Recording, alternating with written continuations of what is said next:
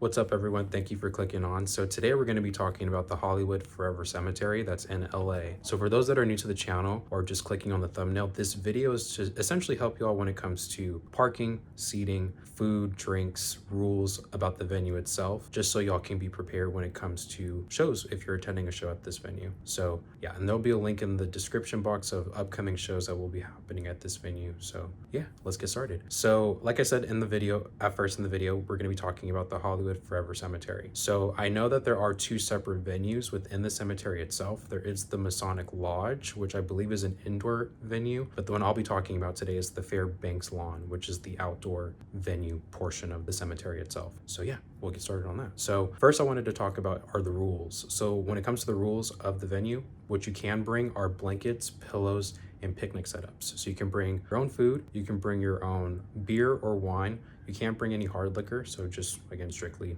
beer and wine, and you can all just bring it in a bag and hang out if you want to. What you can't bring are tents, coolers of any kind, chairs of any kind, or any of your pets or dogs. So just be aware of that before attending a show to this venue when you get to security. And with this venue itself, this specific event that I went to, or concert that I went to, you're not allowed to line up prior to 5 o'clock. So if you're trying to camp out and try to get to the front, you can't, as this venue is general admission standing only, which I'll get to the seating in just a second. So next section is seating. So with the seating, like I said, it's general admission standing and it's first come, first serve. So when it comes to this venue, the first 75 feet of this venue is strictly standing room only. But past that 75 feet marker, you are allowed to set up your picnics, and you can choose to stand or you can choose to sit the whole entire time, depending on what you want to do from there. And it was a pretty cool setup. I believe there might be a sign that tells you where the cutoff is, but for myself, I was just in the back. I'm not the person to camp out. I'm not the person to get to the front of the barricade or try to squeeze in as much as possible. I like to be in the back, chill, dance, and have a good time. Is more of my speed.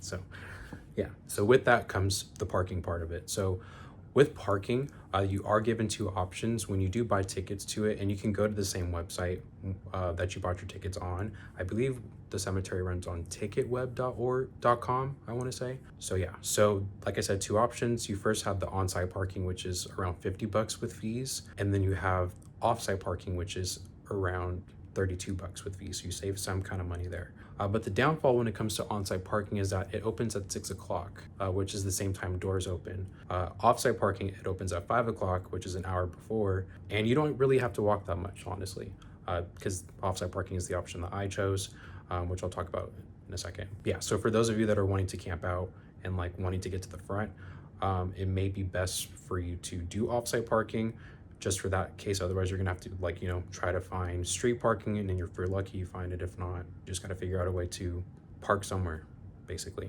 But what I was gonna say with offsite parking is that there is also a nice entrance that's literally right across the street. I believe it's called the pedestrian entrance that they said, and it's literally 2 feet away from the structure from offsite parking, which is super nice. And it's actually closer to where the stage is located inside the venue itself, which I thought was really cool. Yeah, but overall, the venue itself, it's very much like a festival. So if you ever been, for those that have been to a music festival, it's very much like that. And for those that have attended the Cinespia, that's at the Forever Cemetery, where they have, movie screenings at the venue, the stage itself is like diagonal from where you watch the film.